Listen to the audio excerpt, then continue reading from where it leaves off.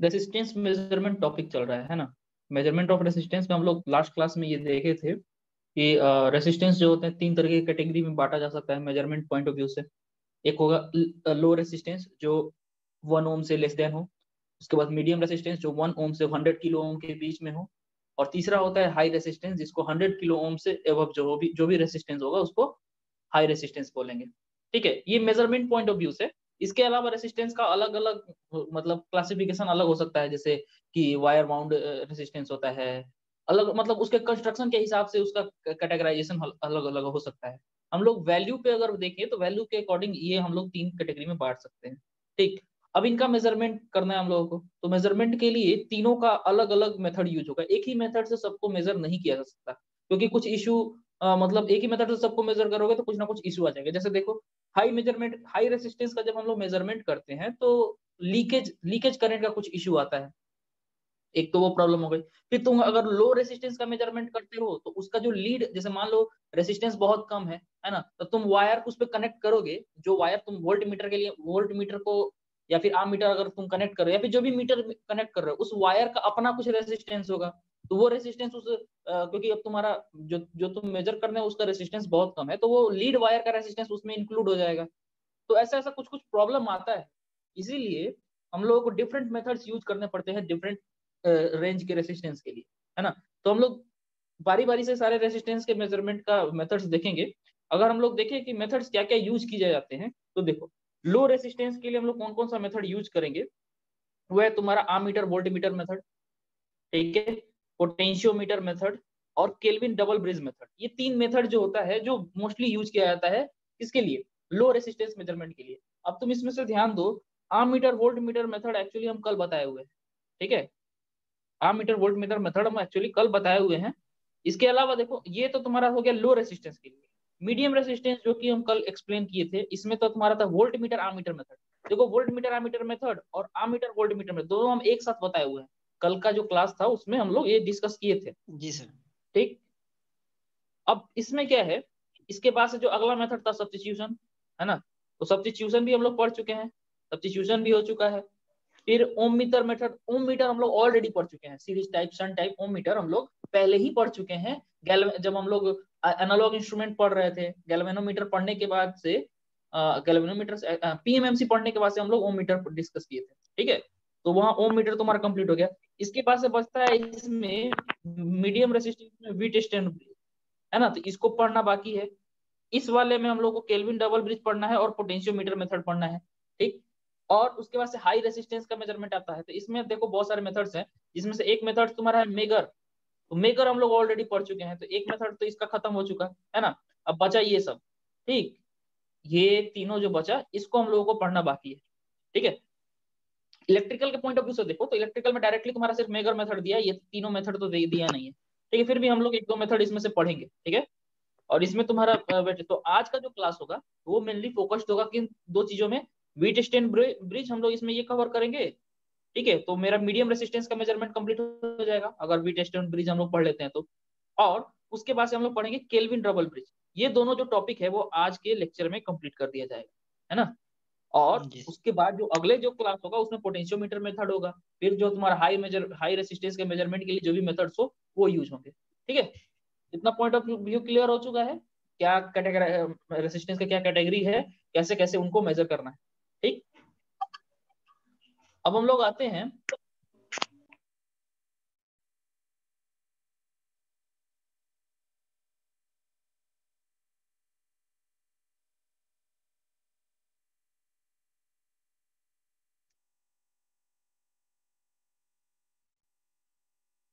ठीक है। तो अब देखो इसमें,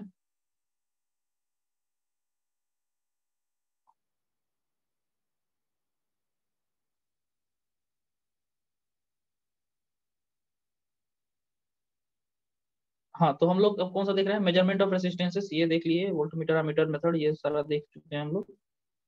सब्स्टिट्यूशन, वेट स्टोन ब्रिज, है ना। आज हम लोग क्या देखने वाले हैं, वेट स्टोन ब्रिज, ठीक है। तो चलो देखते हैं।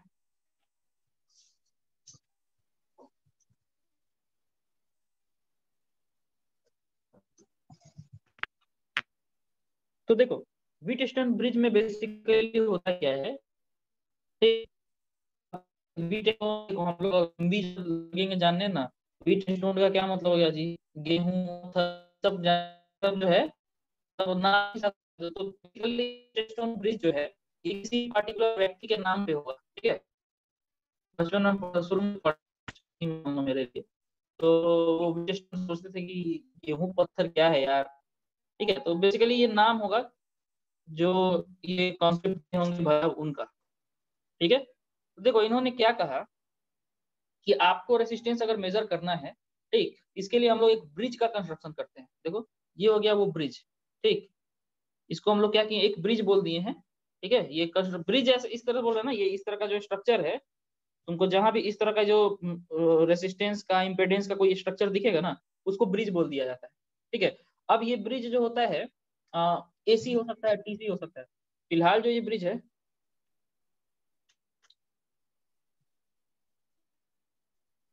ठीक है, फिलहाल जो ये ब्रिज है वो क्या है बताओ। ये जो फिलहाल जो ब्रिज है इसमें हम लोग डीसी सप्लाई देने वाले, देखो ये डीसी पे काम कर रहा है ना, सारा रेसिस्टेंस का जो मेजरमेंट करने वाले हम लोग डीसी के थ्रू करते हैं। तो इस ये जो वेटस्टोन ब्रिज है एक तरीके से क्या है, डीसी ब्रिज है। इसके अलावा हम लोग पढ़ेंगे आगे भी बहुत सारा हम लोग ब्रिजेस पढ़ने वाले हैं, एसी ब्रिजेस। उसका उन एसी ब्रिजेस का यूज किया जाता है इंडक्टेंस का मेजरमेंट करने के लिए, कैपेसिटेंस का मेजरमेंट करने के लिए, है ना। लेकिन यहाँ पे हम लोग डीसी ब्रिज का मेजरमेंट किस लिए कर रहे हैं, रेसिस्टेंस के मेजरमेंट करने के लिए। पार्टिकुलरली व्हीट स्टोन ब्रिज किसके लिए यूज होता है, मीडियम रेसिस्टेंस को मेजरमेंट करने के लिए, ठीक है। तो इस ब्रिज की देखो क्या खास बात है, इस ब्रिज में इस ब्रिज में क्या है ना, एक अननोन रेसिस्टेंस है, ठीक है। एक ऐसा रेसिस्टेंस है ये वाला बंदा जिसका वैल्यू हम लोग को नहीं पता है, इसको हम लोग आर एक्स मान लिए, है ना। बाकी जो रेसिस्टेंस है देखो, अब इसमें से ये तीन रेसिस्टेंस 3 और ये 4, ये दो ऐसे रेसिस्टेंस है ना, ये जो फिक्स्ड रेसिस्टेंस है इनका वैल्यू जो है फिक्स्ड है, we cannot change them, okay. अब ये दोनों रेसिस्टेंस तुम्हारे फिक्स हो गए इसका,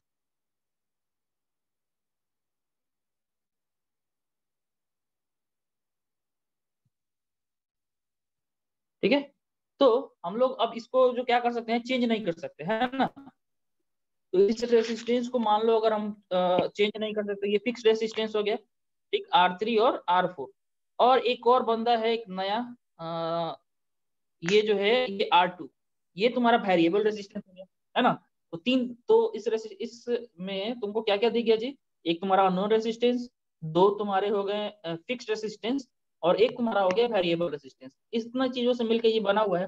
और प्लस प्लस में सबसे इंपॉर्टेंट चीज ये रहा तुम्हारा डिटेक्टर। ये जो डिटेक्टर है ये सबसे इंपॉर्टेंट हो गया। ये डिटेक्टर क्या है, ये बेसिकली एक गैल्वेनोमीटर है ना। इस डिटेक्टर का काम क्या है, गैल्वेनोमीटर हो सकता है ये बेसिकली, क्योंकि डीसी हम लोग मेजर कर रहे हैं तो उसमें हम लोग आसानी से गैल्वेनोमीटर यूज कर सकते हैं, क्यों, क्योंकि गैल्वेनोमीटर डीसी पे काम करता है ना। ठीक है, तो ये गैल्वेनोमीटर है, इसको डिटेक्टर के रूप में हम लोग यूज किए हैं। इसका काम क्या है, इसका काम यही है, इसको तुम आराम से आम मीटर समझ सकते हो। इसमें एक करंट गया है जिसको हम लोग आईडी बोले, है ना। अगर इसमें करंट कोई जा रहा है तो ये कोई डिफ्लेक्शन शो करेगा, है कि नहीं बताओ। अगर इसमें थोड़ा भी अमाउंट करंट जाएगा तो ये कुछ ना कुछ डिफ्लेक्शन शो करेगा। और अगर इसमें तुम्हारा करंट नहीं गया तो ये डिफ्लेक्शन नहीं शो करेगा, है कि नहीं। अब देखो मेरा टारगेट क्या है, हम ये चाहते हैं कि इसमें करंट ना जाए, समझ गए। हम लोगों को मेजरमेंट करने के प्रोसेस में ध्यान यही रखना है कि इसमें करंट ना जाए, ठीक है। अब तो हम लोगों को तुम हमको ये बताओ, इसमें करंट जो जाएगा वो किस पे डिपेंड करेगा जी। इस पार्टिकुलर ब्रांच में अगर करंट जा रहा है तो ये करंट किस चीज पे डिपेंड करेगा, वो करंट डिपेंड करता है यहाँ के वोल्टेज पे, है कि नहीं। कौन से वोल्टेज पे जी, इस वोल्टेज का पार्टिकुलरली नाम होगा किस पे, VBC, है कि नहीं बोलो, है ना।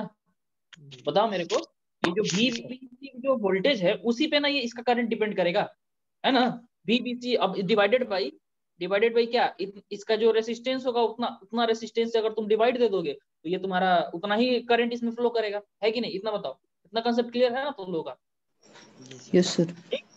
अब ये जो VBC है, ये VBC किस पे डिपेंड करेगा, ये VBC है ना, ये डिपेंड करेगा इस वाले में कितना वोल्टेज ड्रॉप हुआ, इस वाले में कितना वोल्टेज ड्रॉप हुआ, इस वाले में कितना हुआ, इस वाले में कितना हुआ। यानी कि इस सारे रेसिस्टेंस में क्या करंट फ्लो हो रहा है, कैसे कितना वोल्टेज ड्रॉप हो रहा है, उस पर डिपेंड करेगा ये VBC। तो ये VBC और साथ में ये सोर्स का जो EMF है उस पर तो डिपेंड करना ही है ना। तो कुल मिला के VBC जानने के लिए हम लोगों को सारा रेसिस्टेंस के बारे में जानना होगा। तो ये VBC जो है, इसमें से अब तुम ये बताओ मेरे को कि इसमें से कौन सा चीज जो है वेरिएबल है, इस पूरे सर्किट में वेरिएबल कौन सा है बताओ। R2 है ना। तो R2 को वेरी करके ही हम लोग VBC को कंट्रोल कर सकते हैं, ठीक है। और VBC को कंट्रोल कर लिए तो जो डिटेक्टर में कितना करंट जा रहा है उसको भी हम लोग कंट्रोल कर सकते हैं, है ना। तो हमारा टारगेट ये है कि डिटेक्टर में कोई करंट ना जाए। मेरा टारगेट यही है कि डिटेक्टर में कोई भी करंट ना जाए, ठीक। या तो जानते हो वो कंडीशन जिसमें डिटेक्टर में कोई करंट नहीं जाता है उसको कहते हैं बैलेंस्ड कंडीशन। क्या समझे? उस कंडीशन को क्या बोलते हैं? Balanced condition. वैसे सिनेरियो में कहा जाता है कि ब्रिज जो है वो बैलेंस्ड हो गया है ना। तो ब्रिज बैलेंस जब हो गया है तो हमारा टारगेट क्या है बताओ। जब ब्रिज जो है जब बैलेंस्ड हो गया है तो हम लोगों को एनालिसिस करना है। तो हम लोग को एक्चुअली जब अगर मान लो ब्रिज बैलेंस हो गया तब हम लोग को फाइंड करना है आर एक्स का वैल्यू क्या है ना। तो ये जो आर एक्स का वैल्यू निकलेगा ना वो निकलेगा बाकी ये जो है ना R1 R2 मतलब ये तीन रेसिस्टेंस जो है बाकी सारा है ना, इसके टर्म में तुम्हारा इसका वैल्यू आर एक्स का वैल्यू निकलता है। समझ गए? समझ गए इसका कहानी कैसे कैसे होता है? ठीक है। तो पहला टारगेट मेरा क्या है भाई? बैलेंस अचीव करना। बैलेंस मींस डिटेक्टर में कोई करंट नहीं होना चाहिए, है कि नहीं? समझ गए ना? अच्छा,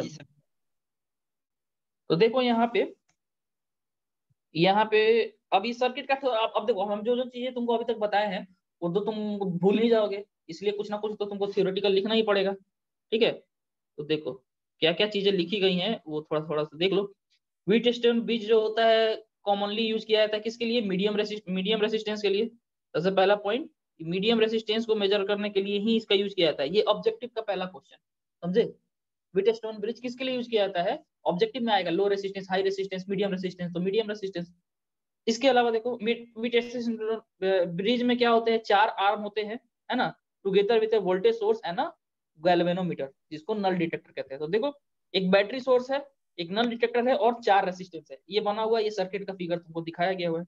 इसके भी इसमें दिखाओ आर जो R2 इसमें जो है तुम्हारा R3 एंड R4 जो हम तुमको इसी कलर से यहाँ दिखाए हुए हैं ये फिक्स्ड नोन रेसिस्टेंस है ना, ठीक है। तो R2 एंड R3 ये क्या है? फिक्स्ड नोन रेसिस्टेंस है, ठीक। इनका वैल्यू फिक्स्ड है, ठीक है। अब ये तो हमको पता चलेगा कि इनका वैल्यू फिक्स्ड है। इसके बाद से तुम्हारा जो हो गया नॉन वेरिएबल, यहाँ सॉरी इस तरह से R2 ये फिक्स्ड नॉन रेसिस्टेंस है, R3 एंड R4। और तुम्हारा जो है R2 जो है ये वेरिएबल है ना। R2 क्या है? एक वेरिएबल है। फिर उसके बाद से तुम्हारा जो RX जो हुआ, RX क्या है जी? RX जो है वो है अननोन, ठीक है ना। तो RX ये सारा कहानी लिख दिया गया है, ठीक। अब देखो ये कहा है कि under operating condition current ID through the galvanometer will depend on difference in potential between nodes B and C, है कि नहीं? गैल्वेनोमीटर का जो करंट है वो किस पे डिपेंड करेगा? पोटेंशियल डिफरेंस बिटवीन B और C पे डिपेंड करेगा। वही चीज जो हम तुमको बताएं, ठीक है। अब देखो bridge balance condition is achieve by varying resistance R2 को वेरी करके हम लोग क्या करते हैं? ब्रिज के बैलेंस कंडीशन को अचीव करते हैं और चेक करते हैं कि गैल्वेनोमीटर का पॉइंट जो है बीच में है कि नहीं। गैल्वेनोमीटर में बेसिकली बैलेंस कब दिखाएगा? जब उसका पॉइंट 0 पे हो, है ना। वही चीज है। This means that at balance, देखो इसका मतलब ये हो गया कि बैलेंस कंडीशन पे क्या होगा? देखो गैल्वेनोमीटर में अगर कोई करंट नहीं जा रहा है, ठीक, एट बैलेंस पे तब क्या होगा? ये जो इसका वोल्टेज दोनों बराबर होगा कि नहीं ये बताओ। हाँ, बैलेंस कंडीशन पे करंट इसमें नहीं जाएगा, आईडी इसमें कोई फ्लो नहीं करेगा। तो वो तो तभी फ्लो होगा ना जब दोनों का यहाँ का नोड का पोटेंशियल बराबर हो जाए। करंट क्यों फ्लो होता है? पोटेंशियल में डिफरेंस होता है इसीलिए करंट फ्लो होता है कि नहीं? अब पोटेंशियल में डिफरेंस ही नहीं रहेगा तो करंट क्यों फ्लो करेगा? नहीं ना करेगा। जी सर। समझ गए बात को? ठीक है। तो यहाँ पे यही हो गया। तो इसका मतलब हो गया कि अगर आप बैलेंस अचीव कर ले रहे हैं उस केस में नोड पोटेंशियल एट बी और सी क्या होगा? उस केस में इक्वल होगा। बी और सी पे जो भी वोल्टेज होगा वो आपस में बराबर होंगे, ठीक है। और भी देखो बैलेंस कंडीशन में और भी क्या क्या कंडीशन होते हैं। देखो at balance following conditions are satisfied, पहला चीज तो ये दिमाग में, बैलेंस में क्या क्या होगा, आईडी इक्वल टू जीरो, ये वन नहीं है आईडी है, ठीक है, आईडी इक्वल टू जीरो हो जाएगा, ठीक। और देखो अब तुम सोचो इसमें जो इस सर्किट में जो करंट फ्लो हो रहा है ना, वो करंट का थोड़ा पाथ समझो, ठीक है, इसमें करंट का जो थोड़ा है ये डायरेक्शन थोड़ा समझो। करंट तुम्हारा इधर से इधर गया है ना, ठीक, इधर से इधर फ्लो किया,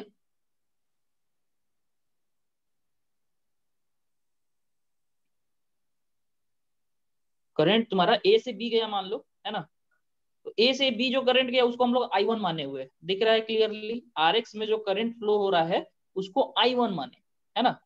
तो I one into R X जो मतलब इस करंट में इस वोल्टेज इस रेसिस्टेंस से मल्टीप्लाई करोगे तो वो यहाँ से यहाँ का वोल्टेज हो जाएगा, इसको हम लोग वी वन बोलेंगे, है कि नहीं, बताओ। जी सर। होगा ना।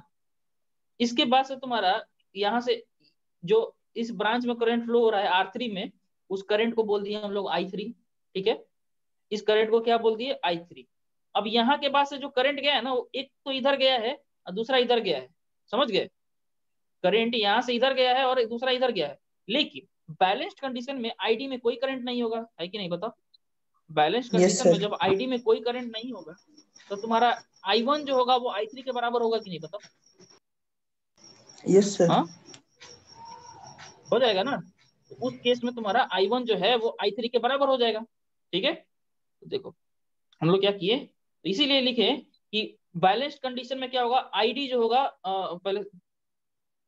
पहला चीज की आईडी जीरो हो जाएगा और आई वन बराबर आई थ्री होगा, है ना। सिमिलरली यहाँ से जो इस साइड से जो करंट गया उसको आई टू बोले, है ना।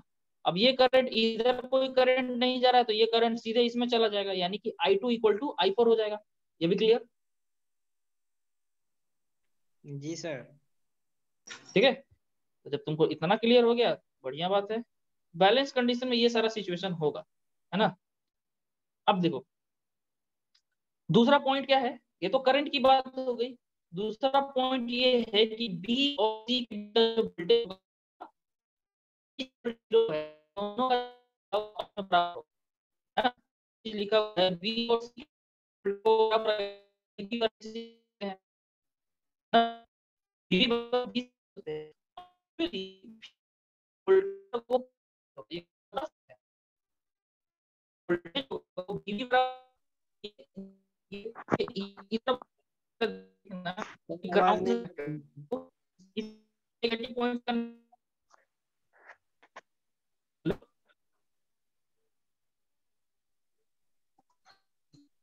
साउंड कट रहा है सर।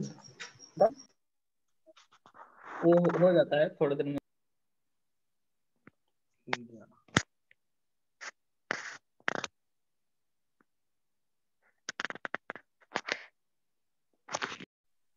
तो बैलेंस कंडीशन में दो चीजें हम लोग को कॉमन हो गई, वीबी बराबर VC and I one I three same होगा और आई टू आई फोर सेम होगा।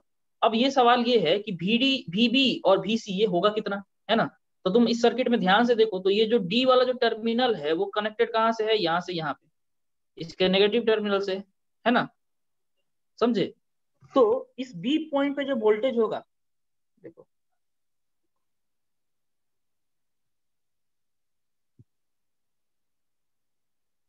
देखो इस भी पॉइंट पे जो वोल्टेज होगा ना, सबको अब हटा देते हैं, बहुत इसका है ना, तुम लोग को नाम से अब समझ में आ जाएगा। तो इस डी पार्टिकुलर डी पॉइंट पे जो वोल्टेज होगा, ठीक, ये पॉइंट इस मतलब इस अर्थ के बराबर है, समझो ग्राउंड वाले के बराबर है ना, इसके नेगेटिव टर्मिनल के बराबर है डी पॉइंट का वोल्टेज, है ना, बताओ। यहाँ का जो नेगेटिव पॉइंट वाला जो वोल्टेज है वही वोल्टेज यहाँ पे होगा, यस ठीक सर। है। और यहाँ से बी का वोल्टेज कितना हो जाएगा, देखो किसी भी पॉइंट का कर किसी एक पॉइंट का वोल्टेज बोला, देखो वोल्टेज में दो चीजें होती है, एक होती है पोटेंशियल डिफरेंस, है ना, और दूसरा होता है सिर्फ पोटेंशियल। तो सिर्फ पोटेंशियल बोलते हैं, इसका क्या मतलब है, वो किसके रिस्पेक्ट में होता है, ग्राउंड के रिस्पेक्ट में, है कि नहीं, या फिर इस सर्किट का जो भी तुम्हारा रेफरेंस पॉइंट है उसके रिस्पेक्ट में। तो यहाँ पे इस सर्किट का रेफरेंस पॉइंट तो यही है ना। तो बी का अगर हम लोग वोल्टेज बोल रहे हैं तो वो बी का वोल्टेज का मतलब है इस नेगेटिव यहाँ ये वाला जो ग्राउंड वाला है ना, इसके रिस्पेक्ट में बी का वोल्टेज है कि नहीं, कंफर्म करो तुम लोग।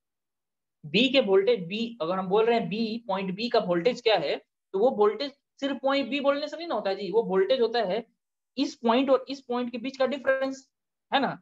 अब तुमको बोल दिया ये पॉइंट और डी पॉइंट सेम है, यहाँ का वोल्टेज बराबर है, इसका मतलब है जो बी का वोल्टेज है वो बेसिकली वीबी जो है वो किसके बराबर है, वी बी डी के बराबर है कि नहीं बताओ।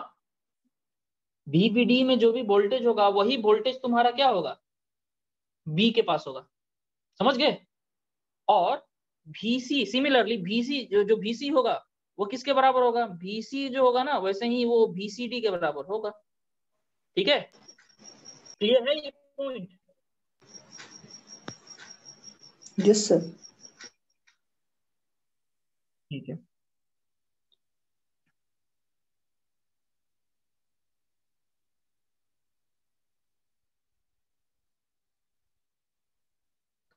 बोल सकते हैं VC इक्वल टू VD बोलते हैं।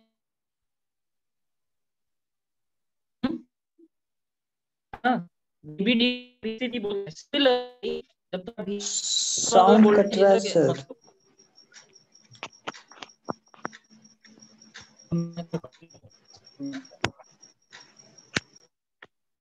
देखो दिक्कत होता है तो अपने तक डिस्कनेक्ट हो रहा है, लेकिन तो क्या सब दिक्कत हो रही है। चलो कंटिन्यू करते हैं, सब सुन रहे हैं तो कोई नहीं बोल रहा है मतलब।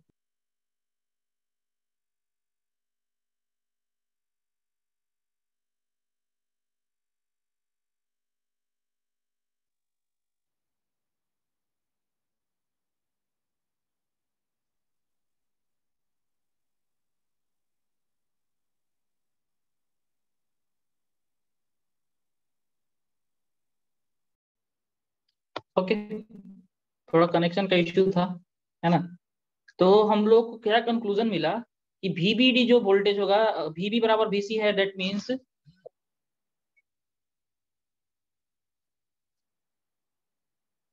VB इक्वल टू VC है। ठीक, इसका मतलब हो गया हमको VBC बराबर VCD ये मिल गया। और सिमिलरली जब इधर देखो क्या होगा ना, जब इधर का वोल्टेज इक्वल है ना, ये दोनों आपस में जब बराबर हैं, इधर वाला वोल्टेज भी आपस में बराबर होगा। क्यों, क्योंकि इसमें कोई करंट जा ही नहीं रहा है ना। इस साइड में, इस साइड का जो वोल्टेज होगा यानी कि भी ए बी और भी ए सी, ये दोनों भी आपस में बराबर हो जाएंगे। ठीक है, समझ गए ना, क्योंकि ए बी, चलो तो इसीलिए तुम्हारा भी ए बी और भी ए सी बराबर हो जाएगा। तो ये बैलेंस्ड कंडीशन का जो कंडीशन है ना, ये तुमको ध्यान में रखना है। यानी कि यहाँ पे देखो इस फिगर के हिसाब से V1 और V2 आपस में बराबर होगा, वैसे ही V3 और V4 ये आपस में बराबर होगा। इतना पॉइंट क्लियर हुआ कि नहीं अभी तक, बोलो बोलो बोलो, जल्दी जल्दी बोलो तो लोग। Yes sir. ऐसा तो नहीं है ना एक ही आदमी बोल रहा है सबके सबके लिए। ठीक है सर, आगे बढ़िए समझ। ठीक है, बोलो यार तुम लोग, बोला बोला करो। ठीक है, अब देखो जब वी ए बी बराबर वी ए सी है, तो हम लोग देखो वी ए बी का वैल्यू होगा कितना, वी ए बी का देखो, ए बी का मतलब हो गया कि I1 इंटू आर एक्स। ठीक है, वैसे ही वी ए सी का क्या मतलब हो गया, वी ए सी का मतलब हो गया कि I2 इंटू आर टू, है ना। तो हम ये लिख सकते हैं I1 into R X equal to I2 into R two. इसमें कोई दिक्कत, नो सर। इसमें कोई दिक्कत नहीं है। ठीक है, अब सुनो होगा क्या, अब एक तो ये कंडीशन हो गया, है ना। वी ए बी बराबर वी ए सी से हम लोगों को ये रिलेशनशिप मिल गया, पहला इक्वेशन हम इसको लिख दिए। इसके बाद से तुम्हारा क्या है, I1 बराबर I3 है कि नहीं, I1 बराबर I3 है और I2 बराबर I4 है। तो I1 का वैल्यू होगा कितना, ये दोनों का आपस में वैल्यू होगा कितना। अब देखो इस सर्किट में जो करंट जाएगा वो करंट का वैल्यू होगा कितना बताओ। देखो यहाँ पे जो यहाँ का करंट हम लोगों ने ये करंट निकालना है। अब तो यहाँ का वोल्टेज हम लोग को पता रहेगा तो निकल जाएगा। तो यहाँ का वोल्टेज क्या है जी, यहाँ का वोल्टेज सीधा सीधी यहाँ पे कितना आ रहा है, ई वोल्टेज है ना। तो यहाँ का इसमें जो करंट जा रहा है इस पर्टिकुलर ब्रांच में, दोनों ब्रांच में जो करंट जा रहा है वो कितना करंट आ जाएगा, है ना। वो I1 बराबर I3 इक्वल टू कितना आ जाएगा बताओ, I1 इक्वल टू I3, ये टोटल कितना हो गया, RX मतलब वोल्टेज बटा टोटल रेसिस्टेंस, तो ये RX वोल्टेज प्लस R3 है ना, ये टोटल रेसिस्टेंस हो गया, तो E बटा RX by R3, RX plus R3 है ना, तो ये उससे निकल गया। सिमिलरली इधर इधर में जो करंट जो फ्लो होगा, इस साइड में जो करंट फ्लो होगा वो कितना हो जाएगा, E, यहाँ पे भी वोल्टेज वही है, तो E बटा R2 प्लस R4, ठीक है, ये वोल्ट ये रिलेशन में भी तुम लोगों को दिक्कत नहीं होगा, है ना, ठीक है, तो इस सर रिलेशन ई में भी कहाँ से तुमको, आया? कौन सा, बैटरी का ई वोल्टेज, ई बैटरी का वोल्टेज है ना, यहाँ पे ये जो बैटरी का जो है ना, इस बैटरी का वोल्टेज कितना है, वो सीधा सीधी एडी पे लिखना, देखो VAD जो है वो तुम्हारा कितना है, ई है ना, ए और डी पे जो वोल्टेज मिल रहा है वो सीधा सीधी ए पे मिल रहा है, ये तो क्लियर है ना जी, ये तो क्लियर, ये तो सीधा सीधी दिख रहा है, ठीक, तो तुम्हारा जो I1 हो गया, I1 बराबर I3, ये तो दूसरा रिलेशनशिप हो गया। अब इन दोनों रिलेशनशिप से देखो हम क्या कर सकते हैं, वन में, ठीक है, इक्वेशन वन में I1 के जगह पे हम लोग क्या पुट कर देते हैं, ये वाला चीज पुट कर देते हैं, ठीक है, I1 के जगह पे हम जब ये पुट कर दिए, देखो E by RX plus R3 है ना, अब इसमें मल्टीप्लाइड बाई RX कर दिए, वो बराबर हो जाएगा I2 के जगह पे हम लोग यहाँ से उठा के I2 डाल दिए इसके जगह पे, है ना, तो ये तुम्हारा इतना हो गया, ये इतना, ये इक्वेशन लिख सकते हैं कि नहीं, इतना बोलो। जी सर। एक और दो इक्वेशन दोनों को मिला के हम लोग ये रिलेशन, ये इतना इक्वेशन लिख सकते हैं, ठीक है,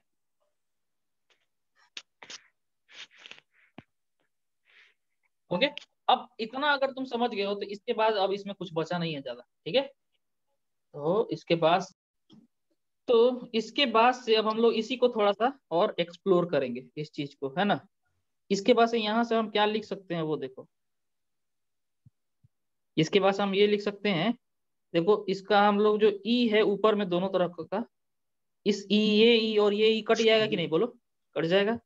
इसके बाद से हम लोग क्या लिख सकते हैं, RX divided by RX plus R3 is equal to R2 divided by R2 plus R4, ये लिख सकते हैं, है ना, यहां से हम लोग कहाँ जाएंगे, RX मल्टीप्लाइड बाई R2, इसको ऐसे लिख देते हैं, इधर से देखो क्रॉस मल्टीप्लीकेशन होगा ना, तो RX into R2 plus R4 is equal to R2 into RX plus R3, ये आएगा, है ना, यहां से क्या निकलेगा, RX R2 plus RX R4 is equal to R2 plus R2 RX plus R2 R3 आएगा ना। अब तुम देखो यहाँ पे RX इंटू R2 और दोनों साइड में, तो ये भी कट जाएगा, है ना, इसलिए हम लोग क्या लिखेंगे, RX R4 बराबर R2 R3, जी सर, ये आएगा ना। अब इसको हम लोग क्या लिख सकते हैं, RX का वैल्यू इससे क्या निकला, R4 R2 R3 divided by R4, है ना। अब इसमें देखो ध्यान देने वाली बात क्या है, ये RX को हम लोग अल्टीमेटली ये रिलेशनशिप लिख सकते हैं, ठीक है, RX equal to R2 R3। तो अब इसमें देखो ये दोनों जो रेसिस्टेंस है इसको क्या बोलते हैं, फिक्स्ड रेसिस्टेंस,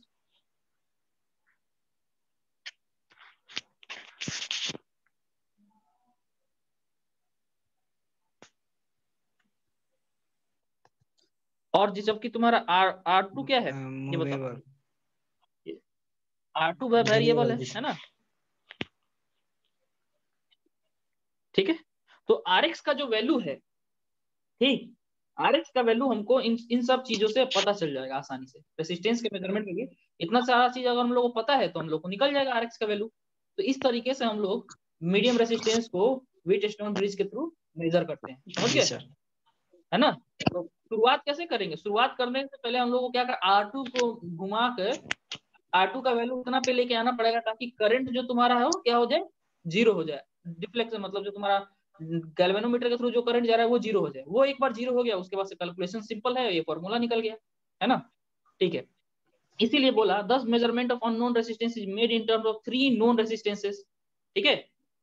देखो जो R3 और R4 है ना फिक्स्ड, इसी को कहते हैं, इस रेशियो आर्म कहते हैं, है ना। R3 देखो क्या कहता है, R3 और R4 को क्या बोलते हैं हम लोग, रेशियो आर्म बोलते हैं, ठीक। उसके बाद से देखो जो तुम्हारा R2 जो है उसको कहते हैं स्टैंडर्ड आर्म, वेरिएबल जो है इसको स्टैंडर्ड आर्म बोलेंगे, है ना, इस तरह से बोलेंगे। ठीक, अब अगर मान लो हमको ब्रिज का रेसिस्टेंस मतलब हमको मान लो, जैसे मान लो हमको ज्यादा रेंज का वैल्यू मतलब मेजर करना है, रेसिस्टेंस RX मान लो उसका वैल्यू ज्यादा है, उसके लिए हम लोग R3/R4 है ना, इसका रेशियो को बढ़ाना पड़ेगा, मतलब अलग रेसिस्टेंस यूज करेंगे। ठीक है, तब जाके हम लोग ज्यादा रेसिस्टेंस के वैल्यू को इससे मेजर कर सकते हैं। ठीक है ना। जी सर। तो ये चीज तुम्हारा हो गया व्हीटस्टोन ब्रिज में। ठीक, इन दोनों को हम लोग कंबाइंडली क्या बोलते हैं, रेशियो आर, है ना, इसको क्या बोलेंगे, स्टैंडर्ड आर।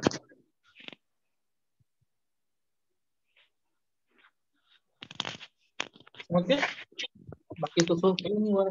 ठीक है, तो ये कहानी हो गई तुम्हारी व्हीटस्टोन ब्रिज की। ठीक है, अब देखो इस पे नोमेरिकल जो क्वेश्चन जो है ना वो बनता है इस बेसिस पे, अगर नोमेरिकल अगर पता नहीं तुम्हारे एग्जाम में आता है कि नहीं, क्योंकि नोमेरिकल का एनालिसिस अगर हम लोग करेंगे तो उसका बहुत सारा मतलब उसका अलग अलग टाइप का क्वेश्चन पूछता है। जैसे एक टाइप में तुम्हारा क्या कहेगा कि डिटेक्टर में कोई करंट, मतलब डिटेक्टर में करंट जीरो मान के तब क्वेश्चन देगा, तब तो तुम्हारा बहुत ईजी है। डिटेक्टर में अगर करंट नहीं है तब तुम्हारा एनालिसिस जैसे अभी बताया वैसे ही हो जाएगा। एक केस ऐसा भी देता है जब डिटेक्टर में करंट अज्यूम करता है, इस इस डिटेक्टर में मान लो अगर कोई करंट है तो इस डिटेक्टर का कुछ अपना रेसिस्टेंस आरडी भी होगा, है ना, इस डिटेक्टर का अपना रेसिस्टेंस आरडी भी होगा। उस केस में तुम्हारा जो है सिचुएशन थोड़ा कॉम्प्लिकेट हो जाता है, उसमें थेवेनिन्स लगा के तब जाके निकालना आसान होता है।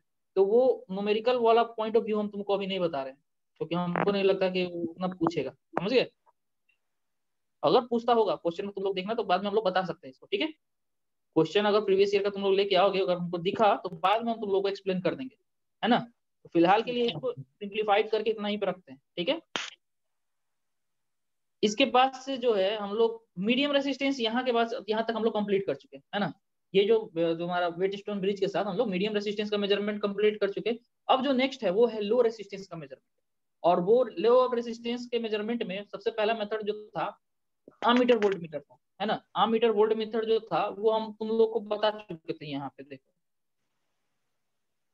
ये जो केस बी है इसी को हम लोग क्या कहते हैं, मीटर वोल्ट मीटर मेथड। ठीक, इ- इसको बोलते हैं यूज फॉर लो रेसिस्टेंस। ठीक है, तो जो हम लोग मेथड जो पहले देखे थे वोल्ट मीटर एमीटर में दो कनेक्शन पॉसिबल था, जिसमें से एक कनेक्शन जो है वो लो रेसिस्टेंस को मेजरमेंट के लिए यूज किया था। ठीक है, तो वो ये यही है। तो तुमको अगर मान लो इसको अगर एक्सप्लेन करने के लिए बोलेगा तो तुम ये सर्किट दिखाओ, है ना, ये वाला सर्किट दिखाओ। ठीक, उसके बाद से जो इसमें जो एक्सप्लेनेशन है वही एक्सप्लेनेशन दे दो, इसमें जो भी एक्सप्लेनेशन है। ठीक है, ये काम खत्म। ठीक, जी सर। और उसके बाद से अगला जो मेथड है हम लोग पढ़ेंगे केल्विन डबल ब्रिज मेथड, है ना।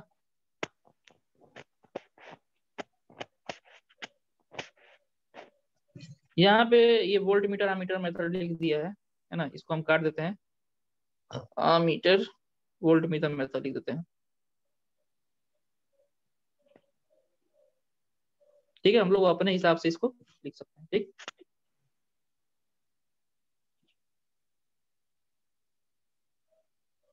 ये नंबरिंग भी गलत दिया है, इसको कट करो।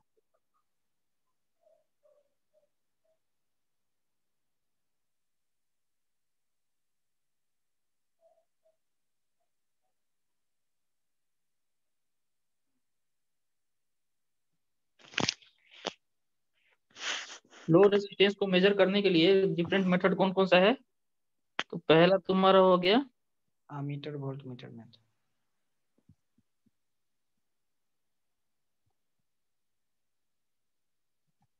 दूसरा में हम लोग देख लेंगे केल्विन डबल ब्रिज मेथड।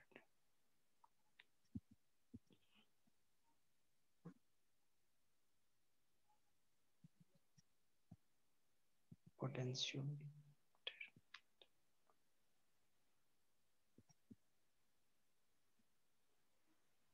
ये हो गया, है ना। अब इसमें देखो लो रेसिस्टेंस के साथ सर्टेन प्रॉब्लम होती है मेजरमेंट करने के लिए। तुम लोग को मतलब हम शुरू में जैसे ही बताएं, जैसा कि हम क्या शुरू में बताएं कि हर मतलब लो रेसिस्टेंस को हाई रेसिस्टेंस को एक ही मेथड से यूज नहीं कर सकते, है ना। तो लो रेसिस्टेंस के साथ प्रॉब्लम ये होता है कि रेसिस्टेंस ऑफ लीड्स, समझे, एंड कॉन्टैक्ट, ये जो है तुम्हारा उसमें इंक्लूड हो जाएगा लो रेसिस्टेंस के साथ। जैसे मान लो आमीटर में वोल्ट मीटर या फिर कोई भी मेथड तुम यूज किए, उसमें जो भी लीड वायर होगा, है ना, जैसे आमीटर लगाए हो, आमीटर का अपना लीड वायर होता है ना जी, तो उस लीड वायर की वजह से क्या हो सकता है, एरर आ सकता है, समझे, क्योंकि उसका रेसिस्टेंस कम होगा और इसका रेसिस्टेंस खुद ही कम है ना, इसकी वजह से वो एरर क्रिएट कर सकता है। ठीक ठीक है, तो इसीलिए लीड वायर और कॉन्टैक्ट्स का जो रेसिस्टेंस होता है उसके वजह से हम लोग लो रेसिस्टेंस को मेजर करना, जो मीडियम वाले से जो मेथड्स यूज किए हैं वो मेथड यूज नहीं करते। तो इसके लिए अपना मेथड है ना, special of type of construction और टेक्निक्स यूज किया जाता है। और उसी के हम लोग क्या कर दिए हैं, 3 कैटेगरी में बांट दिए हैं, वो तीनों नाम तुमको दिख गया। अब इसमें हम लोग पहला तो ऑलरेडी पढ़ चुके हैं, तो हम लोग अब पढ़ने जा रहे हैं kelvin double bridge. Kelvin double bridge में देखो क्या है, इसको कहा जाता है one of the best measurement for low resistance. इसका बहुत क्वेश्चन पूछता है ऑब्जेक्टिव में, केल्विन डबल ब्रिज किसके लिए यूज किया जाता है, बहुत सिंपल क्वेश्चन है, तो लो रेसिस्टेंस के लिए। ठीक है, ये जो बेसिकली है ना, ये किसका है, मॉडिफिकेशन है, ये तुम्हारा वेट स्टोन ब्रिज का ही मॉडिफिकेशन है। तुम ये देख, इसका सर्किट देखोगे ना, तुमको ऑलमोस्ट ये वेट स्टोन ब्रिज ही दिखेगा, अभी हमको बता देंगे। और हम लोग इसमें एक स्पेशल, इसका एक स्पेशल केस तुम्हारा वेट स्टोन ब्रिज बन सकता है। ठीक है, तो देखो इसका कनेक्शन कैसे दिखाया गया है। इसके कनेक्शन में क्या किया गया है, देखो जो पहले जो तुम्हारा ब्रिज रहता था ना, देखो वेट स्टोन ब्रिज जो रहता था, ठीक, ब्रिज कैसे था, वो ब्रिज थोड़ा ऐसे था, ठीक है, यहाँ पे इस तरह से गया हुआ था, ठीक, यहाँ से ये पॉइंट, ठीक है, यहाँ था, और तुम्हारा डिटेक्टर बीच में कनेक्टेड हुआ था, है ना। तो वो जो ब्रिज था उसमें देखो हम लोग क्या मॉडिफिकेशन किए, तुमको अभी रियलाइज हो जाएगा। हम क्या किए कि ये मेरा अननोन रेसिस्टेंस है, समझे, तो इस अननोन रेसिस्टेंस को देखो क्या किए हम,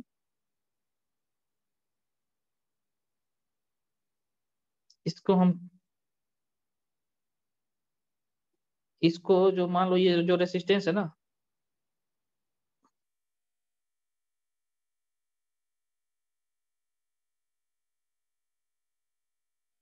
यहाँ से डिटेक्टर जो डायरेक्टली पहले कनेक्टेड था, ठीक, उस डिटेक्टर को हम लोग एक 2 रेसिस्टेंस के थ्रू कनेक्ट कर दिए। ठीक है, एक तो ऐसा किया हम लोग, यहाँ पे अपना इसका रेसिस्टेंस था पहले से, यहाँ पे इसका अपना एक रेसिस्टेंस था पहले से, ठीक, तो हम लोग क्या किए हैं, पहले इनको 2 उसके बाद से क्या किए, एक यहाँ पे रेसिस्टेंस एक ऐड कर दिए। बेसिकली ये इस तरह से मतलब कनेक्ट, मतलब एक पतला सा कनेक्टिंग वायर रहता है, यहाँ से यहाँ इस दोनों को कनेक्ट कर दिया जाता है, समझे। इस कनेक्शन का अपना कुछ ना कुछ क्या होगा, बताओ, इस कनेक्शन का अपना कुछ ना कुछ रेसिस्टेंस होगा, उसी रेसिस्टेंस को हम लोग आर से डिनोट किए हुए हैं यहाँ पे, समझे। ये सर्किट वही है, पी क्यू, है ना, इसको हम लोग आर मान लिए हैं, यहाँ पे इसको एस मान लिए, ठीक है, ऐसे हम लोग माने हुए हैं। ठीक, अब इसमें अब जो अंदर वाला जो बना ना तुम्हारा, अंदर वाला जो एक तरीके से जो तुमको दिख रहा है ट्राइंगल टाइप का, है ना, इस वाले को हम लोग क्या क्या नाम दे दिए, स्मॉल पी, क्योंकि इसके पैरेलल में है, ठीक, और इस वाले को हम लोग क्या दे दिए, क्यू दे दिए, स्मॉल क्यू दे दिए, क्योंकि क्यू के पैरेलल में है। ठीक, ये हो गया। इसमें तुम्हारा आर जो है ना वो अननोन रेसिस्टेंस है, ठीक है, तुम्हारा आर क्या है, अननोन रेसिस्टेंस है।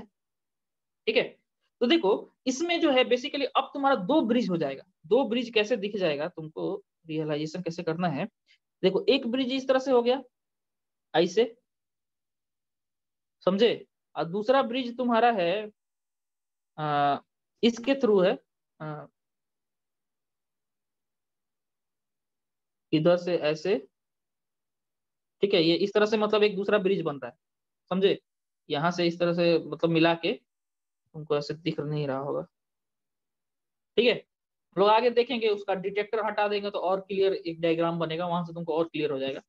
ठीक, तो यहाँ देखो, तो बेसिकली इसमें तुम्हारा क्या है, इसमें जो यूज होता है ना, second set of ratio are, ठीक है, जो रेशियो आर्म था शुरुआत में, रेशियो आर्म तुम्हारा कौन कौन सा था जी? तुम्हारा जो था P एंड Q। जैसे मान लो देखो यहाँ पे हम लोग रेशियो आर्म जो यूज किए थे ना, ये R3 R4, समझे? ठीक है, तो R3 R4 में यहाँ देखो एक चीज तुम लोग ध्यान देना, यही रेशियो आर्म, इस केस में RX यहाँ पे है, लेकिन केल्विन डबल ब्रिज में हम लोग RX को थोड़ा इधर शिफ्ट कर दिए। देखो केल्विन डबल ब्रिज में जो अननोन रेसिस्टेंस है उसको हम लोग इधर शिफ्ट कर दिए हैं, वेटस्टोन ब्रिज में वो रेसिस्टेंस यहाँ था, समझे? ठीक है ना? तो इसके बाद वाला जो दोनों रेसिस्टेंस है उसको हम लोग क्या बोलते हैं? रेशियो आर्म बोलते हैं, है ना? PQ क्या है? रेशियो आर्म है। तो PQ के जैसा ही इसका समझो जुड़वा भाई यहाँ पे बना दिया जाता है। जैसे PQ है वैसे ही एक और सेट यूज किया जाता है PQ का, उसको हम लोग रेशियो, तो इसीलिए कहा इसका second set of ratio arm use किया जाता है, समझ गए?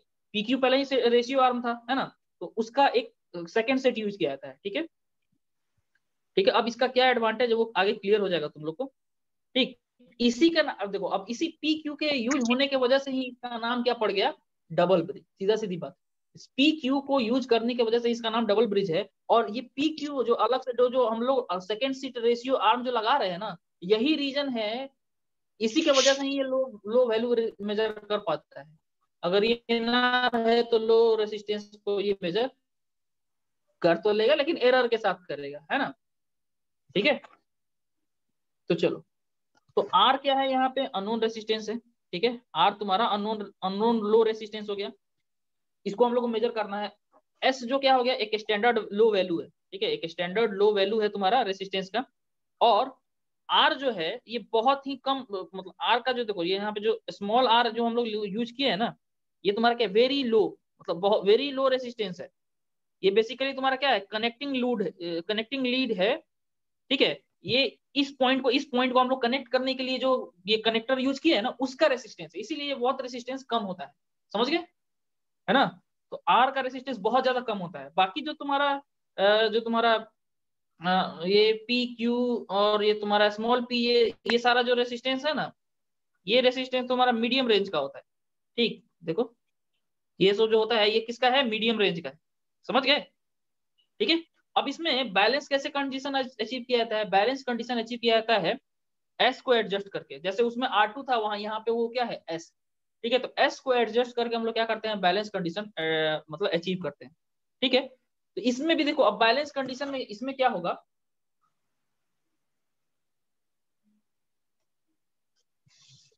बैलेंस कंडीशन में तुम्हारा क्या होगा? यहाँ पे तुम्हारा हम लोग नोड्स जो है तुम्हारा बी और एफ, ये जो फिगर है, हम लोग जो फिगर देख रहे हैं उसमें ये जो बी पॉइंट है ना और एफ पॉइंट, देखो कौन सा पॉइंट? यहाँ का पॉइंट और यहाँ का पॉइंट, ये दोनों का वोल्टेज बराबर होगा तभी ना तुम्हारा बैलेंस कंडीशन में तुम्हारा करंट जो होगा गैल्वेनोमीटर के थ्रू 0 होगा। बताओ, है ना? बैलेंस कंडीशन का क्या मतलब हुआ कि गैल्वेनोमीटर में करंट 0। और वो कब पॉसिबल है? जब यहाँ का पॉइंट नोड बी और एफ ये दोनों क्या हो? सेम पोटेंशियल पे हो, है ना? ठीक है, ये बात तो क्लियर हो गया। ठीक, सिंस एट नो, अब चूंकि इसके थ्रू बैलेंस कंडीशन में तुम्हारा कोई करंट नहीं फ्लो करेगा, तो हम लोग एक सर्किट बना सकते हैं, ओपन सर्किट, जिसमें हम लोग क्या कंसीडर करेंगे? गैल्वेनोमीटर को डिलीट कर देंगे, हटा देंगे। तो देखो एक सर्किट बनाते हैं।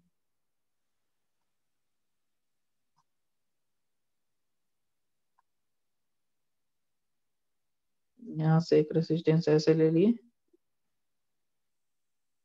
और यहाँ से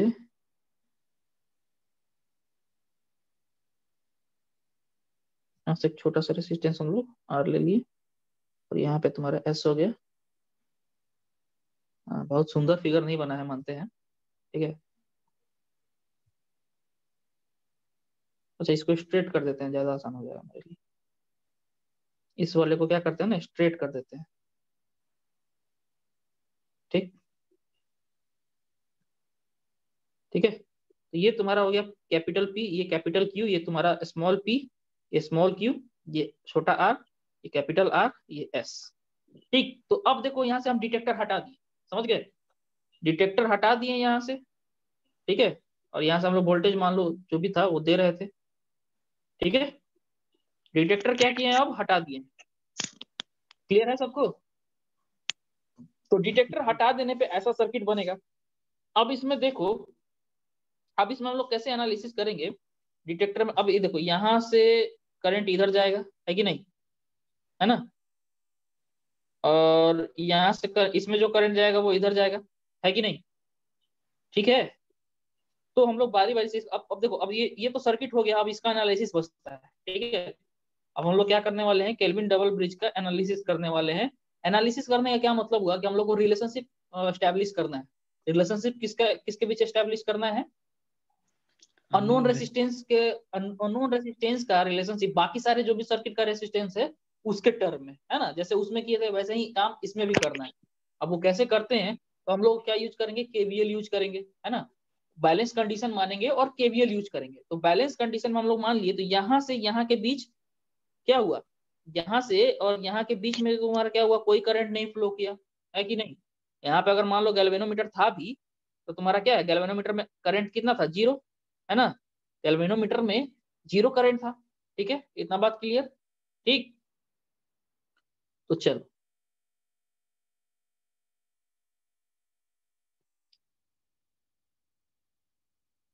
यहाँ पे जो करंट इस सब में क्या है, ये तुम्हारा हो गया है I1, ये तुम्हारा करंट हो गया I3, ये करंट तुम्हारा हो गया। इसमें जो करंट गया है ना, इस केस में देखो, यहाँ के करंट को हम लोग I2 माने हुए, ठीक। इसमें जो करंट जा रहा है ना, इसको हम लोग I2 माने हुए, और इसमें के करंट को क्या माने हैं, I4। तो I2 बराबर I4 हो जाएगा, ठीक है। और यहाँ पे जो करंट आया है इसको हम लोग I माने हुए हैं, ध्यान देना। R में जो करंट जा रहा है उसको क्या माने हैं, I। तो यहाँ पे जो करंट क्या होगा, यहाँ पे देखो केसीएल लगाओ, तो यहाँ पे करंट कितना आएगा, I प्लस I1 आएगा ना, क्योंकि देखो यहाँ पे इधर का करंट I1 है, इधर का करंट I है, तो यहाँ पे जो करंट जाएगा वो I प्लस I1 हो जाएगा। सिमिलरली अब यहाँ से I जो गया, यहाँ से I2 बन गया, और इसमें भी एक करंट गया IR में, इसको यहाँ पे कौन सा करंट होगा, वो I माइनस I2 होगा। देखो कंफर्म करो तुम लोग, यहाँ पे जो R में जो करंट जाएगा वो I माइनस I2 होगा ना जी। यहाँ से I जा रहा था, है ना, यहाँ से I जा रहा था, इसमें से I2 निकल गया, तो यहाँ पे जो बचा वो I माइनस I2 होगा, ठीक है, ठीक है। इतना हम लोग लिख दिए सर्किट में। और इसमें से देखो, इसमें जो करंट गया इधर से जो छटका, वो वापस से आके यहाँ पे क्या हो जाएगा, मिल जाएगा, ये बराबर हो जाएगा। ये वापस से करंट क्या हो जाएगा, यहाँ पे I हो जाएगा, यानी कि R और S में सेम करंट I फ्लो हो रहा है कि नहीं। ये करंट दोनों यहाँ पे आके आपस में मिल के वापस से करंट क्या बना लेगा, I, ठीक है। इतना सर्किट आप लोगों का क्लियर है ना भैया, ठीक। तो हम लोग क्या लिख सकते हैं, बैलेंस कंडीशन में हम लोग को I1 इक्वल टू I3 और I2 इक्वल टू I4 मिल गया, है ना। ये करंट आपस में बराबर, ये करंट आपस में बराबर, कोई दिक्कत नहीं। अब हम लोग क्या करते हैं, देखो जो नाम दिए थे वो वापस से नाम दे देते हैं। नामकरण कैसे किए हैं, यहाँ A माने हैं, यहाँ B माने हैं, यहाँ C माने हैं, ठीक। यहाँ पे हम लोग D मान लिए, यहाँ पे हम लोग मान लिए, यहाँ पे मान लिए,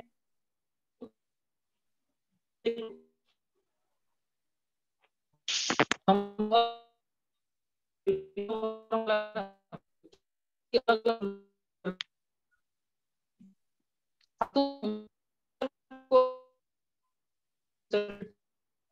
तो सर साउंड कट रहा।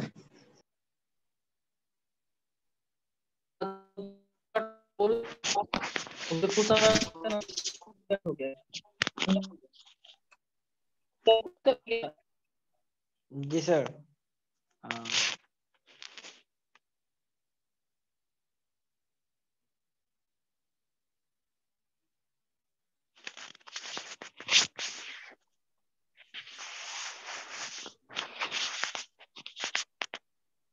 बोल रहे थे साउंड कट रहा है, तो मतलब अभी अपने आप डिस्कनेक्ट हो जाएगा।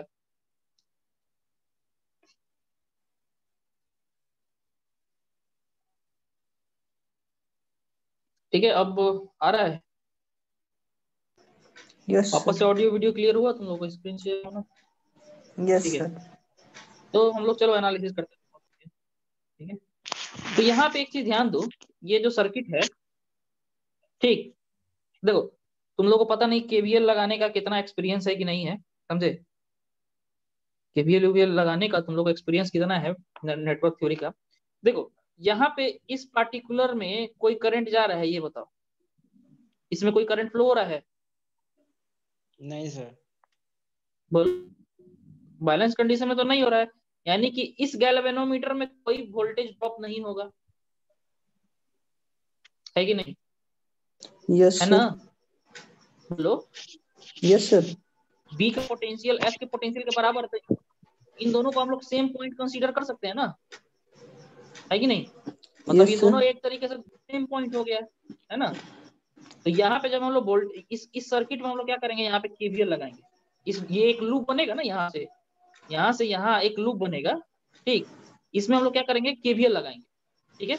अब जब हम केवीएल लगाएंगे तो तुम हमको जरा बताना, ये केवीएल अगर तुम लगाओगे सही से लगा पाते हो कि नहीं, बताओ केवीएल क्या होगा, बताओ। जब तुम केवीएल लगाओगे, ठीक है, केवीएल हम लोग कौन से लूप में लगा रहे हैं, ए बी एफ ई ए, ठीक है। कौन सा loop, A B F E A, है ना। यहाँ से वापस हम लोग इस लूप में हम लोग केवीएल लगा रहे हैं, ठीक है, समझ गए। तो जब हम उस लूप में केवीएल लगाते हैं, देखो अभी देखो हम तुम लोग को एक बार रिजल्ट बताए, अभी हम लोग करने क्या वाले हैं बात समझ लो। फाइनली हम लोग को एक रिलेशनशिप मिलेगा, ये वाला, समझे, ये आर का रिलेशनशिप मिलेगा हम लोग को, ये वाला। अब ये रिलेशनशिप लगाने के लिए हम लोग को सर्किट को थोड़ा सा एनालिसिस करना है, नेटवर्क का खाली काम है, समझ गए ना। मेजरमेंट का काम नहीं है, यहाँ से नेटवर्क का काम है। जिसका नेटवर्क अच्छा होगा वो तुरंत समझेगा, जिसका नहीं होगा उसको थोड़ा सा टाइम लगेगा, समझ गए। तो देखो हुआ क्या, हम लोग क्या किए, यहाँ पे केवीएल लगाएं, ठीक, इस लूप में हम लोग केवीएल लगाए। अब इसमें जब हम केवीएल लगाएंगे तो अब हम देखो कैसे लिखते हैं केवीएल में, कैसे होता है। केवीएल जब भी लगाओ ना तो तुम क्या करो, जहां कहीं भी किसी भी लूप में अगर केवीएल लगाना ना, तो सबसे पहले पोलैरिटी का मार्किंग कर दें। रेसिस्टेंस में पोलैरिटी कैसे होता है, जहां से करंट घुसा वहां पे हम लोग क्या करते हैं, प्लस मार्किंग कर देते हैं, जहां प्लस। से निकला उसको माइनस कर देते हैं। फिर इस तरह देखो, यहाँ से यहाँ पे तो कोई वोल्टेज ड्रॉप नहीं है ना। फिर उसके बाद से देखो, अब यहाँ पे बताओ, यहाँ पे क्या है, देखो इस सर्किट में यहाँ पे बताओ क्या लिखेंगे, यहाँ पे प्लस देना है कि माइनस देना है, ये बोलो। माइनस। यहाँ पे माइनस देना है कि प्लस देना है, बोलो। Plus sir. कौन बताएगा, कहाँ बोल माइनस। रहे हैं, ये जो रेसिस्टेंस है ना, इस पे हम क्या दें, इधर क्या दें, इधर क्या दें, बताओ। Minus sir. यहाँ माइनस दें, जी सर। कोई प्लस भी सोच रहा है। देखो कभी कभी कंफ्यूजन क्या होता है, तुम इस लूप के डायरेक्शन के वजह से इसको क्या समझ सकते हो, इसको प्लस मत समझ लेना, समझे। इस लूप को मान लो अगर हम हटा देते हैं, ठीक है, ये तो लूप का डायरेक्शन है, करंट का डायरेक्शन नहीं ना है ना जी। इस रेसिस्टेंस में करंट कौन सा फ्लो हो रहा है बताओ तो, इस पी रेसिस्टेंस में कौन सा करंट फ्लो हो रहा है, बोलो। I sir. I two, I two. I two, ये आई टू है ना। तो ये I2 करंट जब फ्लो हो रहा है तो इसमें करंट का डायरेक्शन इधर से इधर की हो रहा है, इसका मतलब है इधर से घुस रहा है ना करंट, तो यहाँ पे प्लस लेंगे, यहाँ पे माइनस लेंगे, ठीक है। एक तो ये हो गया। इसमें देखो, इसमें करंट किधर से घुस रहा है, यहाँ पे, तो यहाँ पे प्लस लेंगे, यहाँ पे माइनस लेंगे, है ना। तो इस पूरे लूप में तुमको कितना रेसिस्टेंस दिखा मेरे भाई, यहाँ से गए, पहला ये आया, 3। दूसरा ये आया, तीसरा ये आया, है ना। इस तरह से आया ना। तो चलो यस लूप का सर। डायरेक्शन हम लोग जो लिखे हैं उसके हिसाब से हम लोग चलते हैं, अब केवीएल लगाते हैं। तो केवीएल लगाएंगे, ठीक, केवीएल जब लगाएंगे तो क्या लिखेंगे, सबसे पहले देखो। अब केवीएल लगाने का भी तुम लोग अलग अलग तरीके से पता नहीं केवीएल लगाते हो, केवीएल लगाने का भी है। अगर मान लो हम लोग केवीएल लूप के डायरेक्शन में जा रहे हैं, करंट पहले प्लस मिला तो हम लोग प्लस लिख देंगे, है ना। माइनस मिला लूप के डायरेक्शन में तो माइनस लिखेंगे, ठीक है। तो हम लोग क्या किए, यहाँ पे लूप के डायरेक्शन में जब गए, देखो यहाँ पे प्लस हो गया, यहाँ पे माइनस हो गया, यहाँ पे माइनस हो गया, यहाँ पे प्लस हो गया, यहाँ पे प्लस हो गया, यहाँ पे माइनस हो गया। तो इधर से जब हम लोग इधर गए तो सबसे पहले प्लस मिला तो हम लोग प्लस I1 इंटू पी लिख दिए, ठीक। कोई दिक्कत, यहाँ का वोल्टेज कितना है I1 इंटू पी, तो ये लिख दिए सबसे पहले।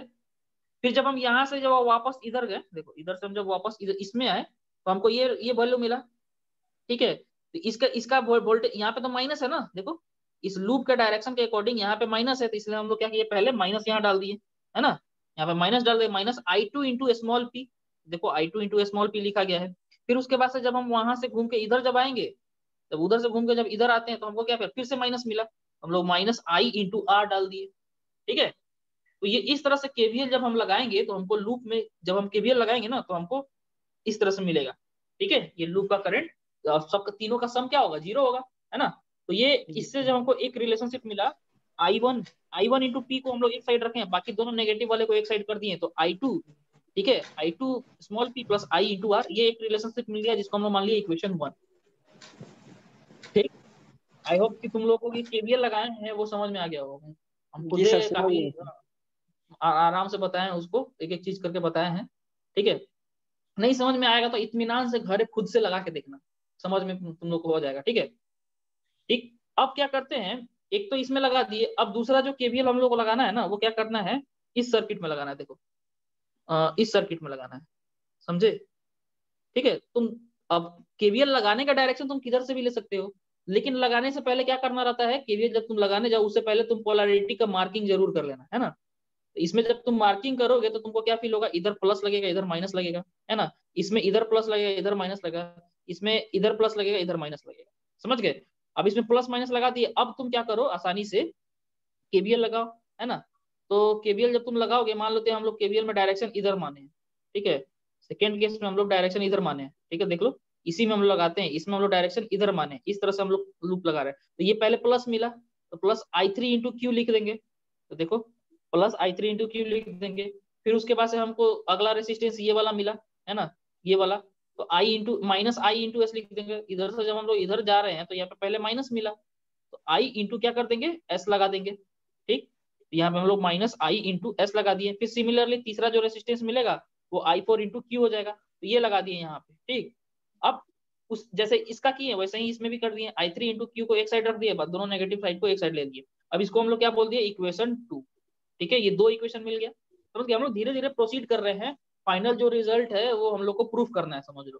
ठीक है, अब देखो तीसरा कंडीशन, देखो तुम क्या किए हो, देखो ये ध्यान से देखो, इसमें हम ये सारी चीज जो लूप लगाए हैं ना उसको इसमें से मिटा देते हैं, ऊपर वाले में से लूप देख लेना, वो ज्यादा आसान है ना। ऊपर वाले में से लूप देखना ज्यादा इजी है। ठीक, इस सब लूप को हटा देते हैं तो तुमको एक चीज तुमको मिलेगा, फर्क क्या, देखो अब तुम ध्यान से सोचो, अब तुमको क्या सोचना है ना, देखो सिर्फ इन दोनों के बारे में सोचना है, एक इधर से और एक इधर से। अब हमको ये बताओ, ये दोनों आपस में सीरीज में है कि पैरेलल में? P parallel small sir. P और सीरीज में सर। स्मॉल पी और स्मॉल क्यू आपस में पैरेलल है कि सीरीज? पैरेलल है पैरेलल सीरीज कैसे डिसाइड किया जाता है? Sir. Parallel voltage series decide करने के लिए देखा जाता है, सीरीज। अगर दो रेसिस्टेंस में सेम करंट फ्लो हो रहा है दैट मींस कि वो दोनों क्या है, सीरीज में है ना, है ना। तो देखो एक यस और सर। दूसरे में एक का एंड दूसरे के, जी सर। तो यहाँ से तुम ध्यान से देखो, इसमें जो करंट जा रहा है वही करंट इसमें भी जा रहा है, और साथ में एक का प्लस एक दूसरे का, मतलब इस तरह से कनेक्टेड है कि नहीं? ये तो क्लियरली सीरीज में है, स्मॉल पी और स्मॉल क्यू क्लियरली क्या है, सीरीज में है, समझ गए? सीरीज में। जी सर। दिख गया ना तुम लोग को सीरीज में? ठीक है, इन दोनों का जो कंबाइंड इफेक्ट है ना, P प्लस क्यू होगा ना कंबाइंड इफेक्ट, वो क्या होगा, जो कंबाइंड इफेक्ट होगा वो तुम्हारा इसके पैरेलल में होगा। बताओ इन दोनों का कंबाइंड जो है आर के पैरेलल में है कि नहीं? इसी सर्किट को देखो, हम इसी सर्किट को कैसे बना सकते हैं, देखो इसी सर्किट को हम ऐसे बना सकते थे, ऐसे नहीं बना सकते हैं? बताओ, बोलो। यस यहाँ सर। पे हम P, इसमें स्मॉल p जी लिखेंगे, सर। यहाँ पे स्मॉल q लिखेंगे, यहाँ पे r लिखेंगे, कोई दिक्कत? यहाँ से करंट आई जा रहा है, पैरेलल सर्किट में तुम जानते हो इधर से भी करंट आई निकल रहा है ना, जितना करंट गया है अल्टीमेटली ये दोनों आपस में पैरेलल थे। ठीक है, तो इसी सर्किट को हम यहाँ पे अब दिखाए हुए हैं, देखो फिर से देखो, इसी को हम लोग यहाँ दिखाए हुए, वही जो सर्किट है यहाँ दिखाए हुए ना। ठीक है, दोनों आप दोनों का सीरीज कॉम्बिनेशन और यहाँ पे पैरेलल, इस सर्किट को दिखा सकते हैं ना। ठीक है, तो अब देखो इसमें क्या, यहाँ क्या लगाना है, यहाँ से I2 का वैल्यू बता सकते हो? तुमको I मान लो पता है तो I2 का वैल्यू कितना होगा, करंट डिवाइडर रूल लगाना पड़ेगा। अगर तुमको I पता है, समझे, तो I2 का वैल्यू कितना होगा, I2 का जो वैल्यू हो जाएगा, देखो करंट डिवाइडर रूल तुम लोग सीखे हो? Yes sir. Current divider rule में क्या होता है ना, जो टोटल करंट है ना, और इस साइड का अगर करंट निकालना है तो इस साइड का रेसिस्टेंस ऊपर रख दीजिए, यानी कि R2 ऊपर रख दिए, और बाकी और क्या कीजिए कि आप तीनों रेसिस्टेंस का जो सम है उसको नीचे डाल दीजिए, तो तीनों रेसिस्टेंस का सम कितना होगा, P प्लस Q प्लस यहाँ R होगा कि नहीं, बोलो। जी सर। ये करंट डिवाइडर रूल लगाए हैं, ठीक है। इसी को जब हम लगाए तो हमको I2 का वैल्यू निकल गया, ठीक है। तो I2 बराबर है I4 के, है ना, उसका वैल्यू हमको निकल गया। अप्लाई यहाँ पे फ्रॉम करंट डिवाइडेड रूल,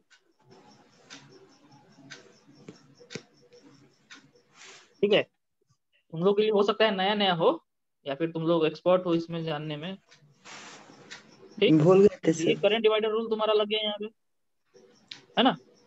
तो ये यस सर। तुम्हारा इससे तो ये मेरा तीसरा इक्वेशन हो गया, है ना। तो देखो यहाँ पे इस इक्वेशन में ये रिलेशनशिप, ये दूसरा इक्वेशन ये रिलेशनशिप, तीसरा इक्वेशन ये रिलेशनशिप। अब हम लोग क्या करने वाले हैं, ये तीसरे नंबर से हम लोग क्या करेंगे, देखो तीसरे नंबर में हमको I2 पता है, I4 पता है।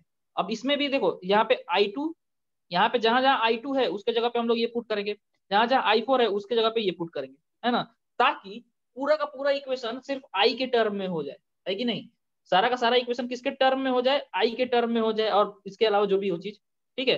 तो हम लोग क्या किए, जब इसको पुट किए हैं तो देखो क्या आया, इसको हम लोग क्या किए हैं, इक्वेशन 3 को किसमें पुट कर दिए, इक्वेशन 1 और 2 में पुट किए। तो सबसे पहले हमको क्या मिला, देखो I1 इंटू पी लिखे हुए हैं, तो I1 इंटू पी तो रहने दिए हैं,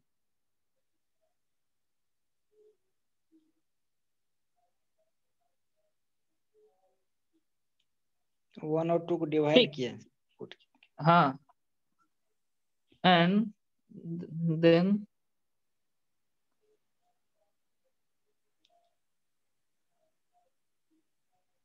ठीक है, उसमें हम लोग क्या किए, उसको पुट करके डिवाइड दे दिए, ठीक है। तो जब डिवाइड दिए तो देखो क्या हो गया, इसमें हम देखो इसमें पुट किए हैं तो पी, ये आई देखो I1 के जगह पे देखो क्या, I2 के जगह पे हम लोग क्या पुट कर दिए, इतना को पुट कर दिए, इतना को पुट कर दिए। तो देखो ये इसको उसके जगह पे इतना लिख दिए हैं, है ना। उसके साथ आर तुम्हारा मल्टीप्लाइड हो गया है, सॉरी पी मल्टीप्लाइड हो गया इसके साथ, देखो पी है I2 के साथ, तो ये पी आ गया इसके साथ, समझे। स्टेप देखो ये सब जो एनालिसिस है ना, इसमें स्टेप्स याद रखना रहता है, समझे। स्टेप जहां तुम याद रख लिए तुम्हारा काम आसान हो जाएगा, ठीक है। तो स्टेप इसमें क्या है कि हमको मतलब इसका वैल्यू इन दोनों में पुट करना है। तो जब इसको तुम पुट करके जब एनालिसिस किए तो तुम्हारा क्या आ गया, रिजल्ट ये आया, ठीक है ना। यहाँ से तुम्हारा नीचे में तुम्हारा जो क्या है ना, देखो यहाँ से जब तुम सॉल्व करोगे तो तुमको क्या रियलाइज होगा कि I1 जो है, I1 और I3 आपस में बराबर है, तो I1 और I3 हम लोग काट दिए, है कि नहीं, बोलो। जब हम लोग इसको डिवाइड किए तो I1 देखो, इसका I1 और इसका I3 जब डिवाइड करोगे तो I1 और I3 आपस में बराबर है ना जी। देखो सर्किट में इधर में करंट जो गया है वो I1 है, इधर जो करंट गया है वो I3 है ना। तो I1 बराबर I3 तो है ही, तो इसको हम लोग क्या किए हैं, कट कर दिए उस बेसिस पे। फिर उसके बाद से क्या किए, इधर में भी I है, देखो यहाँ भी I है, यहाँ भी I है, यहाँ भी I है, यहाँ भी I है। इन दोनों में से I को कॉमन लोगे तो ये और ऊपर दोनों तरफ, ऊपर और नीचे दोनों तरफ से I कॉमन मिल जाएगा, है ना। ऊपर और नीचे इसमें दोनों तरफ से कॉमन I ले लोगे तो तुम्हारा I भी कट जाएगा। तो I मतलब करंट का सारा टर्म इसमें कैंसिल। अब उसके बाद से बचा सिर्फ रेसिस्टेंस का टर्म, ठीक है। अब रेसिस्टेंस को अलट पलट पलट कर करके तुम अल्टीमेटली इस रिलेशनशिप पे पहुंच जाओगे, समझे। जी सर। रेसिस्टेंस को अलट पलट करके तुम इस रिलेशनशिप पे फाइनली पहुंच जाओगे। अब ये रिलेशनशिप निकालना तुम्हारा काम है, समझ गए ना। देखो क्योंकि हम अभी कितना तुम लोग को एक्सप्लेन करेंगे ना, जब तक तुम लोग खुद से नहीं करोगे तुमको समझ में नहीं आएगा। क्योंकि एग्जाम में तुमको मान लो अगर इस रिलेशनशिप को प्रूफ करना है, ठीक है, तब तुम क्या कर सकते हो, तब तो तुमको खुद से ही करना होगा, है ना, नहीं तो रटना पड़ेगा, ठीक है। इसलिए इसको जाके तुम एनालिसिस करना, यहाँ तक के स्टेप के बाद से तुमको यहाँ तक लाने में कोई इश्यू नहीं होनी चाहिए, ठीक है। नहीं आएगा तो तुम लोग पूछ लेना हमसे, ठीक है। हो जाएगा सर। तो हाँ हो जाएगा, बहुत इजी है, कुछ ये नहीं है। अब देखो बात समझो, केल्विन डबल्स ब्रिज मेथड अगर तुमको एग्जाम में लिखना है, समझ गए, तो तुम इतना एक्सप्लेनेशन कर दो, समझे। ये शुरुआत वाला जो एक्सप्लेनेशन है यहाँ से, है ना, यहाँ से लेके पूरा ये इसको एक्सप्लेन कर दो, शुरू वाला पेज। उसके बाद से ये जो एनालिसिस का टर्म है ना, ये जो नीचे वाला जो टर्म है, तुम इसको चाहो तो प्रूव भी कर सकते हो, अदरवाइज तुम डायरेक्ट रिजल्ट भी लिख सकते हो। एग्जाम में तुम चाहो तो डायरेक्ट रिजल्ट भी लिख सकते हो, समझे, एनालिसिस को बचने के लिए। लेकिन वो डिपेंड करता है कि कितने मार्क्स का क्वेश्चन पूछा है, समझ गए। अगर मान लो तुम्हारा मैक्सिमम मार्क्स कितने आता है, 6 नंबर का आता है, जी सर। अगर 6 नंबर में पूछता है तो अच्छे से एक्सप्लेन कर दो लिख के, ताकि मार्क्स तुमको ज्यादा मिले। अगर मान लो तुमको शॉर्ट नोट्स में पूछ दिया, है ना, शॉर्ट नोट्स में पूछ दिया तो यहाँ तक एक्सप्लेन करो, समझे, यहाँ तक तुम एक्सप्लेन करो, और इसके बाद से डायरेक्ट तुम ये लिख दो, ये रिलेशनशिप लिख दो, उसके इसमें तुमको याद रखना पड़ेगा ये रिलेशनशिप, ठीक है। तो ये रिलेशनशिप जब तुम लिख दोगे, ठीक है, तब तुम्हारा तो मतलब तब उतना लिख के काम चला सकते हो। इसके बाद देखो, मान लो हमको ये रिलेशनशिप मिल गया, समझ गए। अब देखो कुछ कंक्लूजन निकलेगा। अब अगर हम क्या करते, देखो इस रिलेशनशिप में देखो, कैपिटल पी बटा capital Q minus small P बटा स्मॉल क्यू, ये रिलेशनशिप ऐसा है ना कि याद हो जाएगा। तो ये टर्म है इसमें, ये वाला टर्म तुमको याद रखना ही पड़ेगा, क्योंकि देखो ये जो टर्म है, अगर हम कोशिश करें कि कैपिटल पी को इन दोनों का रेशियो और इन दोनों का रेशियो आपस में बराबर कर, अगर हम इन दोनों का रेशियो और इन दोनों का रेशियो आपस में बराबर कर दे तो तुम्हारा क्या होगा बताओ, है ना। आउटर आर्म, जो आउटर आर्म का रेशियो था वो इनर आर्म के रेशियो के बराबर कर दें तो तुम्हारा क्या हो जाएगा बताओ, ये टोटल का टोटल टर्म तुम्हारा जीरो हो जाएगा कि नहीं, बोलो हो जाएगा ना। तो तुम्हारा रिलेशनशिप तो यही बचेगा, ठीक है। जो वेट स्टोन ब्रिज में हम लोग देखते थे वैसा ही रिलेशनशिप है ना, जी सर। है कि नहीं, बोलो। तो वही चीज है। तो अगर आउटर आर्म रेशियो को हम लोग इनर आर्म रेशियो के बराबर रखते हैं तो केल्विन डबल ब्रिज किस में कन्वर्ट हो जाएगा, व्हीटस्टोन ब्रिज में। Wheatstone bridge. Wheatstone bridge में कन्वर्ट हो जाएगा, है ना, ठीक है। इसलिए लेकिन उस केस में हम लोग क्या कर सकते हैं, मीडियम रेसिस्टेंस मेजर कर पाएंगे, ठीक है ना। लेकिन ये मेथड हम लोग प्रैक्टिकली यूज नहीं करते, ठीक है। वो रेशियो बराबर रखना वो प्रैक्टिकली मतलब होता नहीं है, थ्योरेटिकली हम लोग इतना लिख सकते हैं, ठीक। इसके अलावा अगर मान लो ये लीड का रेसिस्टेंस जो है, जो भी तुम्हारा आर है, स्मॉल आर अगर जीरो रहता, देखो इसमें ये अगर स्मॉल आर ही जीरो हो जाए, समझ गए, ये स्मॉल आर अगर जीरो हो जाए तब भी तो ये टोटल टर्म जीरो हो जाएगा, बोलो। Yes sir. तब भी तुम्हारा डबल ब्रिज जो है क्या हो जा रहा है, व्हीटस्टोन ब्रिज में कन्वर्ट हो जा रहा व्हीटस्टोन ब्रिज। है कि नहीं। तो यहाँ ये भी कंडीशन लिखा गया, अगर स्मॉल आर तुम्हारा जीरो हो गया तो तुम्हारा कैपिटल आर, मतलब वही कंडीशन आ गया फिर से, है ना। तो by shorting link resistance we can convert Kelvin double bridge, KDB लिखने का मतलब केल्विन डबल ब्रिज शॉर्ट में लिख दिया गया है, इनटू वेटस्टोन ब्रिज मतलब WS bridge, and we can measure medium resistance, समझ गए। मतलब वही बात है, आप इस अगर आपको केल्विन डबल ब्रिज रखना है, लो रेसिस्टेंस का मेजरमेंट करना है, तो आप ये इक्वेशन यूज कीजिए। अगर आपको व्हीटस्टोन मेजर करना है तो या तो आप शॉर्टिंग, ये जो वाला जो आपका स्मॉल आर है उसको बाईपास कर दीजिए समहाउ, है ना, मतलब उसको जीरो कर दीजिए, ठीक है। तो ये दो कंडीशन है और ये तुम्हारा केल्विन डबल ब्रिज हो गया, ठीक है। ये तुम्हारा केल्विन डबल ब्रिज यहाँ पे कंप्लीट हो गया, समझ गए, है ना। यहाँ तक का जो भी नोट्स होगा वो हम तुम लोग को आज सेंड कर देंगे, है ना, ठीक है। यहाँ तक का नोट्स आप लोग अपना कंप्लीट कर लीजिए, सब हम डिलीट कर देते हैं, ठीक। और नेक्स्ट क्लास में हम लोग को क्या पढ़ना है, पोटेंशियोमीटर मेथड देखेंगे, है ना। उसके बाद से हम लोग इधर हाई रेसिस्टेंस का मेजरमेंट देखेंगे, उसके बाद से ये रेसिस्टेंस वाला टॉपिक कंप्लीट हो जाएगा, तो फिर जो बचेगा आगे का हम लोग देखा जाएगा, है ना। जी सर। चलो तो आज का क्लास इतना ही, क्लास एंड करते हैं अब।